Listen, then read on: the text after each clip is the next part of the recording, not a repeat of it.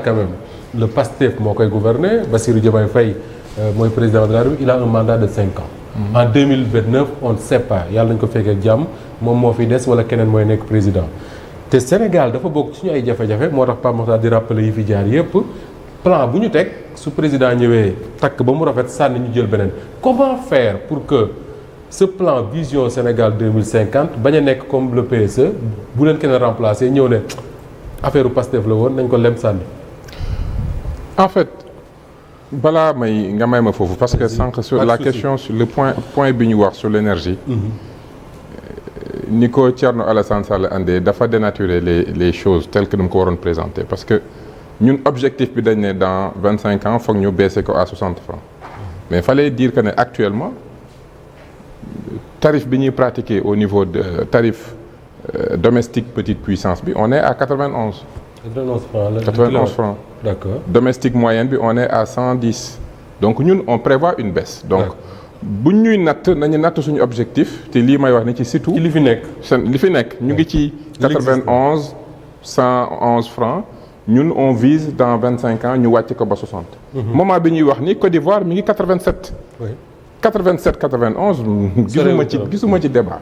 Donc quand on analyse faut analyser juste et vrai politique neex na mais wax les choses telles qu'elles sont parce que su waxoon ne ñu ngi 91 ak 111. Il prévoit de baisser de 60%, c'est pas ambitieux. Là peut-être bu ñu koy tontu bi dina mën a kii mais il faut présenter les choses telles quelles.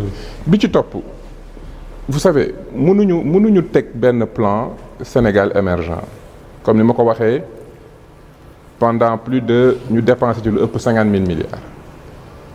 De 1960 à aujourd'hui suñu taux de croissance dépassé wul 4%. dégg lu baax li ma la wax.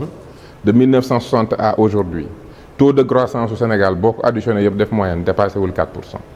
Sur les 10 dernières années yi fi Macky Sall toogee taux de croissance bi mu def moyen dépassé wul 6%. waxoon naa leen ko daaw ci benn plateau fin d'année ñuy xataraayu te looloo am dépensé nañ 50 000 milliards taux de croissance moyen 6%. Donc loolu mënuñ ko fay fekk ba noppi. ngeen nañu ñun du ñu ñëw ak projet bu nga xam ne c'est foncièrement différent ak ñoom li ñu doon doxal ñu campagner ko ñun dem ci élection présidentielle dem ci élection législative dem ci élection municipale waxtaanee ko ba sénégalais yi xam ne ñii lii leen woote buñ ñëwee kenn mënuñoo reprocher ñu ñëw marqué benn arrêt def réorientation bu claire teg référentiel bi dugal suñu planification fas yéene koo tëral loolu c'est dans ci logique boobu la te fii léegi ñu ngi nekk ci li ñu war a ne ñun gëm nañ ne sénégalais yi et encore une fois dafay dellu rek ci sénégalais yi ñoom ñooy ñuy permettre ñu continuer cycle de planification de 25 ans bi booy xool Abdoulaye Wade ak Macky Sall daanaka transition la qui s'est fait peut-être dans la douleur mais même groupe bi la de 2000 à 2024 je vais dire Abdoulaye Wade ak Macky Sall même groupe la boo xoolee Senghor ak Abdou Diouf même chose la Senghor géré na ba mu pare mu woo Abdou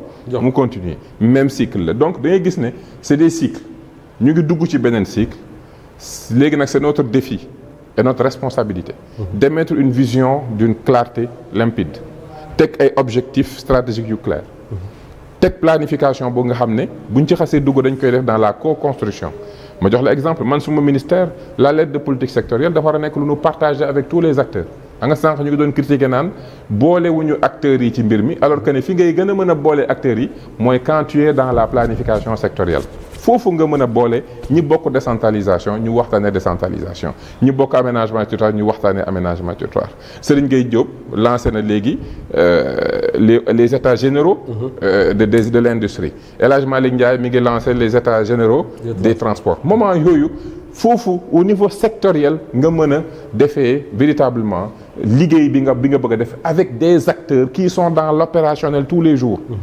fii on est au niveau stratégique au niveau ñu ngeen toll ci orientation yi dinañ waxtaan ak société civile comme ni ñu ko defee te nag ñu ngi ñuy critiquer mais quand même ñun dañu ñëw présenter ko woo ay nit ñu critiquer ñu publiquement devant tout le monde en toute liberté ñu déglu leen xam ne li ñuy def contribution la même dans les critiques xam naa xëy na da nga yërëm Thierno Alassane Sall ci tontu yi mais critiquer na nee na ñun dañoo jël culture sànni ko fële culture boolewuñu culture ci li nga xamante ne il y a des acteurs culturels yu ko wax ah. les culture bokkul ci li ngeen bind. waaw capital humain moom bu ci patrimoine culturel génne lu ci des. d'accord capital humain kay bu ñu koy wax à la base. c'est d'abord les valeurs. donc mi ngi ci. xëy na peut-être dafa bëgg a xoolaat définition capital humain. d'accord alors ñu daw un peu wax ci beneen sujet mooy toujours en restant sur cette vision Sénégal 2050 déparé war naa ji sànq bari na Sénégalais yu koy dégg am na sax ñoo waxtaane nañ ko sax avant ñuy lancer la vision mooy li ñu tuddee les autoroutes de l'eau. Le Premier ministre lui-même jaral na ko mu dem seeti ay kilifa waxtaan ceeg ñoom wax ci vision bi mu ci am qui doit pouvoir régler des problèmes d'eau dans plusieurs localités du Sénégal. En termes plus clairs pour man njàmbur bi nga xam ne xaw ma luy autoroute de l'eau nan lañ may bay expliquer li ngeen jublu yéen ci autoroute de l'eau. autoroute de l'eau mooy maanaam principe boo xam ne ndox mi nga xam ne mi ngi jaar ci fleuve bi di dem ci géej gi ñu koy ñàkk ay mètres cubes ay millions de mètres cubes yu bëri ñu koy ñàkk. bu ndox mi bëree mu daal di dugg ci këru nit ñi. comme ce qui se passe actuellement. voilà comme ce qui se passe actuellement. te loolu dara war na ko dul ñàkk a jëfandikoo ndox moo xam ne mën nañu amal njëriñ te boo xoolee lu toll nii fépp fuy boo demee Daara Jolof ñëw ca ci côté Njàmbur Louga Bawol zone boobu yëpp dañoo soxla ndox. soxla ko bu baax a baax ba egg si Touba. Touba nekk boo xoolee zone bi nga xam ne moo nar a bokk ñu ëppi nit. ci liñ jëm. kon ndox mi. mënatuñu actuellement le département le plus peuplé. soo jëlee Mbacké Touba. Donc mënatuñu rek nekk ci nappe phréatique bi di ko xëcc. ndax nappe bi mënuñ ko di ko xëcc tout le temps. donc ndox mi nga xamante ne nii mi ngi ruisselé da nga koy wutal yoon. baram ni ngay wutalee oto. autoroute boo xam ne bu ci tegee du taxaw. day dugg rek yéeg monter en puissance ba yegg ci 110 120 kilomètres di daw. pour mën a yegg si à temps noonu la ñuy wutalee ndox mi genre autoroute mais genre kii la ay canaux yu mag la. yoo xam ne ndox mi da ci mën a jaar rapidement mën a yegg fi mu war a yegg loolooy principe bi. principe bu grand transfert la mooy maanaam transférer ndox mu bari. ci détail bu gaaw. mais dañuy utiliser te loolu bu Cheikh Tidiane Dièye ñëwoon maanaam moo ñu koy gën a mën a leeral. dañuy utiliser principe bu gravitation c'est-à-dire que ne danañ xool fu nga xam nañ ne ni suuf si demee ndox mi day mel ni luy wàcc foofu la ñuy yóbbu. est-ce que du ñu yóbbu ci la revitalisation des vallées fossiles. yi Abdou Diouf bëggoon te mujj ko mën. mooy Sénégal am na foo xam ne ay yooni ndox la woon moom lañ tuddee les vallées fossiles ñu ne nañ fa delloowaat ndox mi si Abdou Diouf ne l'a pas fait à l'époque en tout cas li ñu doon dégg mooy c'est parce que la Mauritanie n'en voulait pas.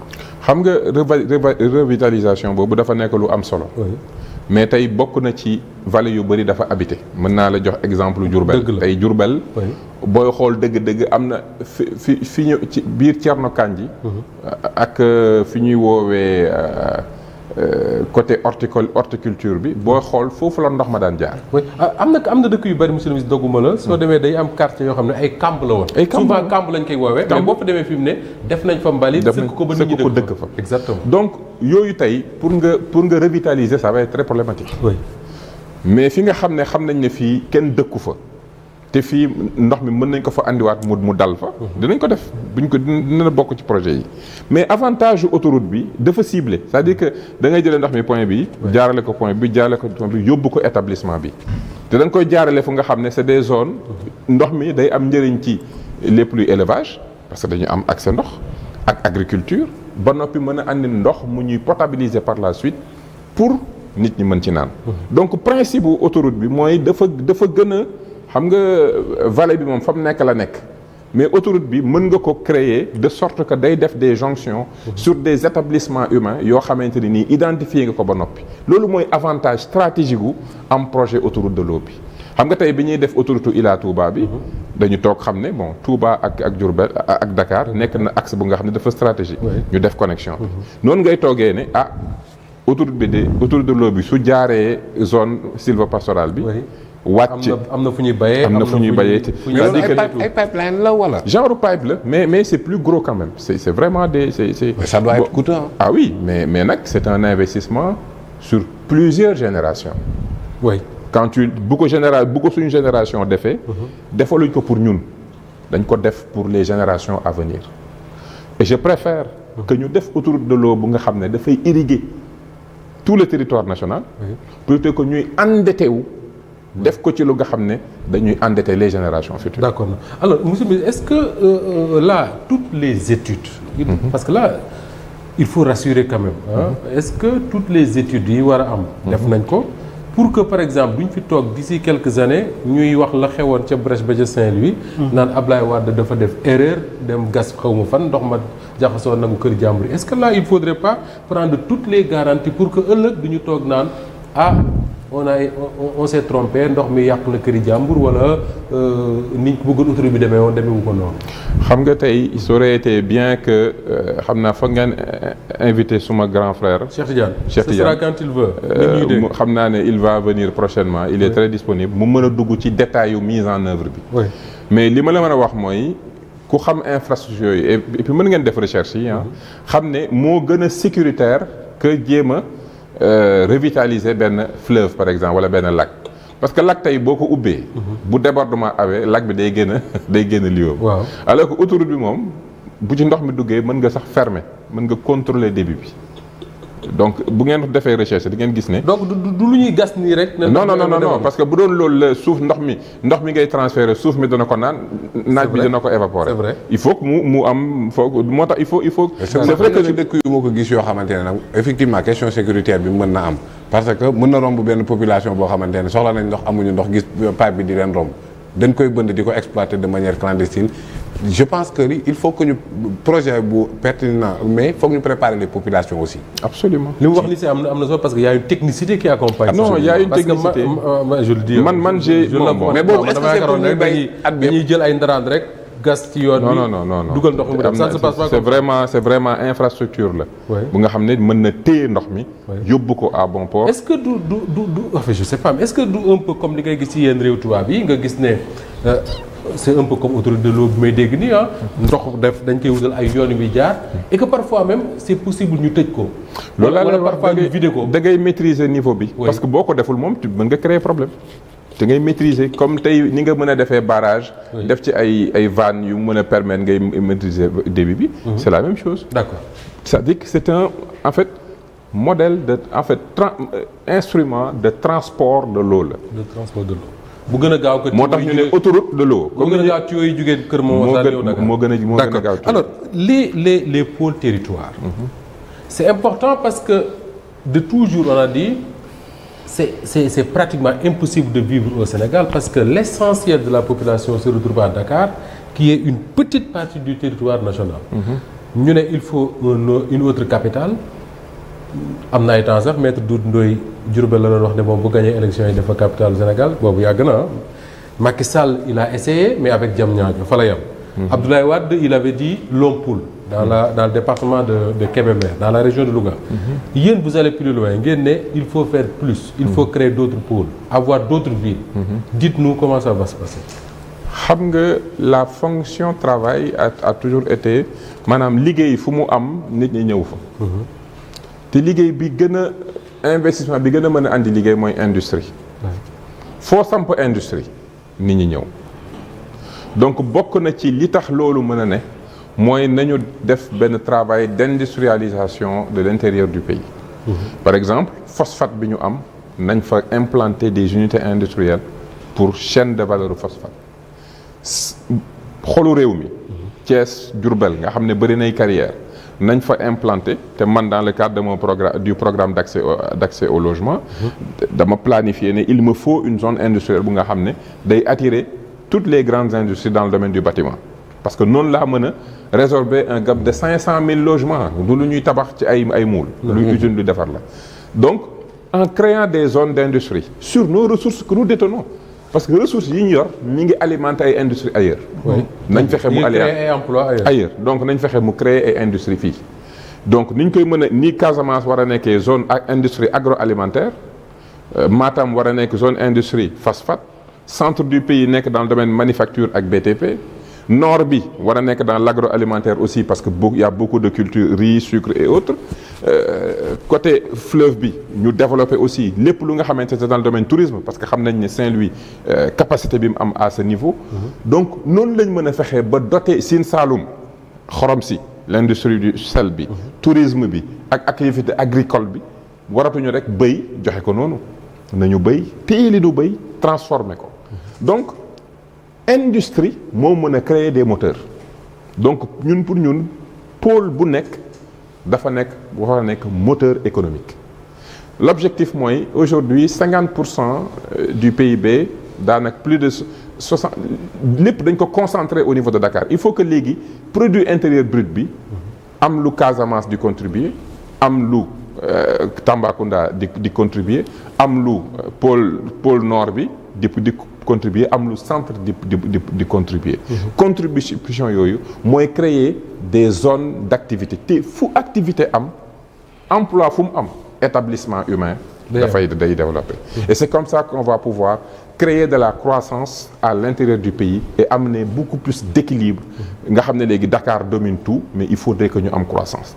bi ci topp aussi au-delà de l'approche purement économique centrée sur l'industrie agroalimentaire manufacture extractive phosphate au-delà de ça suñu objectif mooy à travers les pôles territoires ñu am une approche d'une décentralisation qui va amener les acteurs d'un pôle territoire à se réunir autour du projet de territoire et de discuter sur les grands projets du territoire yi nga xam ne dafa war a structurer territoire bi su ko defee tey nord bi nga xam ne tey ñu ngi dund affaire inondation ak fleuve bi ñoom boo leen dajale woon sur un conseil de territoire ils seraient capables de réfléchir sur les risques yi nga xam ne fleuve bi mën na ko andi boo leen permettre ñu am benn direction aménagement du territoire direction boobu moom mooy travailler sur le schéma d'aménagement région fleuve bi parce que ñoom seen réalité la dañ koy bëgg a sóoraale et c'est vraiment ce que nous voulons mooy amener la gouvernance territoriale au niveau des pôles nga xam ne moom bu ñu toogee ils vont discuter sur les formes de leur territoire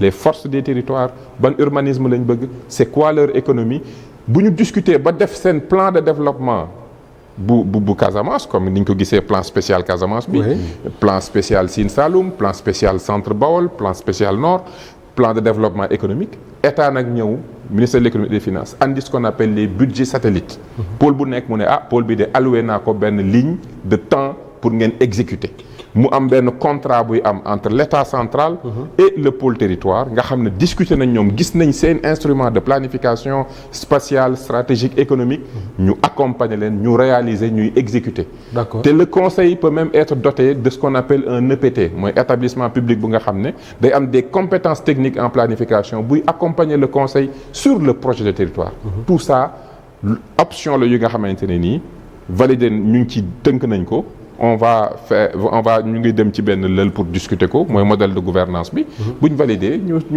mel ni acte 4 nga commencé di conceptualiser de la décentralisation day laaj réforme alors l'avantage que nous avons c'est que pour la question des pôles il est possible techniquement d'y aller sans pour autant ñu dem sur une grande réforme parce que tey boo réunir l'ensemble des acteurs autour d'un conseil plus doter leen d'un EPT c'est quelque chose que tu peux faire avec des changements de décret parce que dugguñu ci affaire élection dañ ne rek les acteurs se réunissent y compris les élus ça nous laisse le temps de faire des réformes mensuelles comme ni ma ko waxee sànq continuer à discuter en profondeur parce que décentralisation liñ ci war a joyanti dafa bëri il y a au moins 12 sujets techniques yu nga xam ne fokk ñu dugg ci buñ paree ci loolu nag fekk pôle territoire yi ñoŋ ñu commencer par benn par ñaar def méthode expérimentale di dawal noonu tranquillement dinañu jàng ci li ñu war a jàng yëpp def correction yi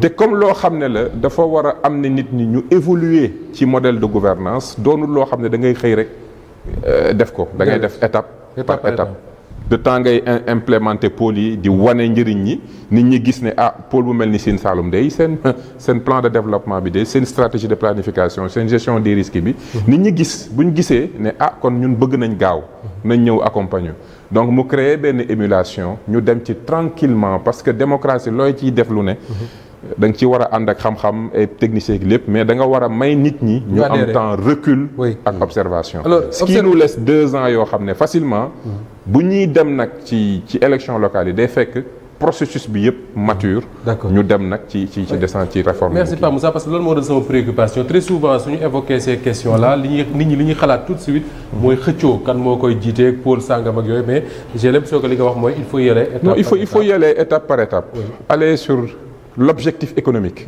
l'objectif de planification, l'objectif de gestion des priorités, réunir les acteurs yëpp.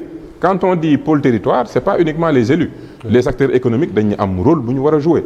Les associations, les gouverneurs et les préfets, ñoom ñëpp dañu war a jouer, c'est des acteurs. D'accord. Am na très souvent également ñu koy wax ñoo xam ne dañ naan soo laajee ne pourquoi duñu créer d'autres villes autres que Dakar. Pour que nit ñi génn Dakar dem dëkk fa dañ naan la on risque de créer des villes fantômes.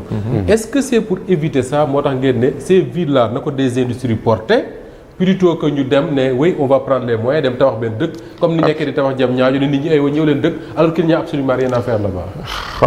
xaw ma xëy na looloo tax président de la République def de sorte que Mack Sèye Gueye Diop ñooy toog.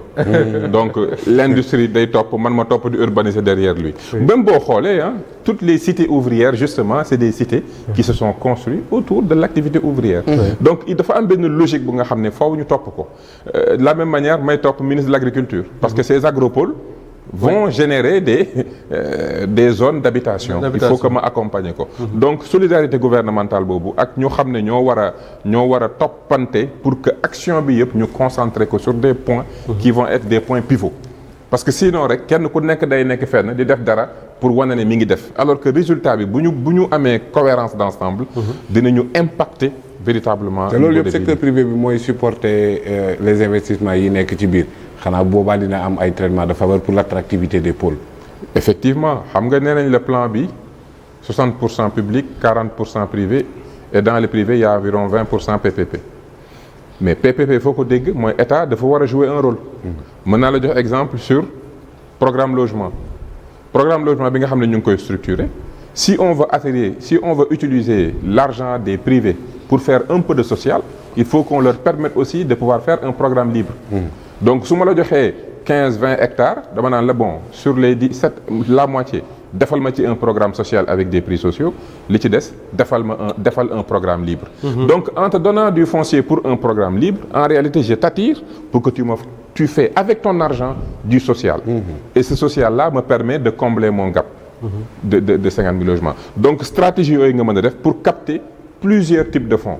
Par exemple plateforme nationale d'accès au logement bi ñu bëgg a lancer. nga xam ne nit mën na nekk Canada dugg gis carte gis toutes les grandes villes fu ne mu cliquer gis ne fii la nouveau quartier yi ne mu xool gis promoteurs yi gis produits yi depuis la plateforme mu def sa demande dugal toute sa documentation ñu jël ko analyser ko jox ko banque tontuñu ñu ne ko tes travaux vont démarrer ñun ñoo lay defal suivi bi. L'objectif c'est de capter l'épargne de la diaspora et des Sénégalais. Pour dem ci logement bu ñu ne aussi bu ñu amee foncier 40% yi il faut que ñu defar des titres des baux yoo xam ne Sénégalais bi nga xam ne mënta comme Sénégalais diaspora wala professionnel bi am un prêt de 25 millions wala 28 millions. Mais moom mën na dem ci SFD yi ñu lebal ko un 6 millions un 7 millions kooku mën na jënd tout de suite terrain. Ensuite ñu accompagner ko dans l'autoconstruction accompagnée nga xam ne parce que et puis la réalité mooy 80% de ce qui se construit dans ce pays est construit par les Sénégalais donc mënoo am programme ambitieux ne da nga bëgg a résorber le gap de logement te réserver woo une partie pour l'autoconstruction. Donc ñun le privé dañu compter sur l'épargne des ménages formels l'épargne des ménages yi nga xam ne ils sont plus dans les systèmes informels mais ils sont liquides on compte aussi sur les privés. Et on compte même sur Sénégalais bi nga xam ne moom dafa nekk dans une logique d'investissement bëgg nañu lancer un fonds commun de placement pour l'immobilier social fonds boo xam ne et quand on a présenté ce programme à Shelter African Bank je permets de le citer dañ ñu njëkkante nañu ñun de fonds bi su ngeen bëggee ñu manager ko pour yéen parce que l'objectif c'est ubbi benn fonds boo xam ne képp ku am sa benn 25 millions 100 millions 125 millions nekk dans la diaspora xamoo loo ciy def te bëgg nga dugal sa xaalis foo xam ne ëllëg mën na la jural mais nga dugal ko ci fonds boo xam ne son rôle mooy justement ñëw fu mel ni Médina yëkkati ko def ci 10-15 niveaux def du loyer social revenu yooyu yëpp mu def une redistribution. Sénégalais bi mën na nekk dans la diaspora pendant 20 ans lu mu liggéey am lu mu ci dugal su ñibbisee fonds bi di ko rémunérer. Et c'est un patrimoine immobilier. Patrimoine immobilier l'avantage mooy boo ci investir immeuble bi moom plus temps bi di dem plus valeur am di yokk. te chaque mois mu am lu mu génne bés boo jaayee récupérer. am na ñu ne nag immeuble yi du créer emploi. Non xam nga tout si quand quand le bâtiment va tout Construction va bi secteur de la construction mooy secteur bi gën a gaaw a andi tout de suite de l'activité le problème est que nit ki investir ci immobilier waroo ko def lu dul da nga nekk dans une phase d'immobilisation am na koo xam ne par exemple boo liggéeyee sa boo amee alal mën nga def ay investissement industriel parce que day rapporter mais di nga toll moment bu nga xam ne sa xaalis da nga ko bëgg a dugal ci lu sûr une partie de ton argent boobu donc tu bëgg a dugal lu nga xam ne mooy sa sécurité donc tu l'immobilises moo tax ñu tuddee justement les bâtiments l'immobilier tu l'immobilises pour que alal ji di jël valeur parce que l'immobilier prend tout le temps de la valeur sur le long terme mais dina am lu mu lay jural weer wu ne pour nga mën a am des revenus fixes. Très bien. loolu mooy stratégie bi. Parlons argent pour terminer cette émission là parce que mooy le dernier thème Abdoulaye Mbow sur les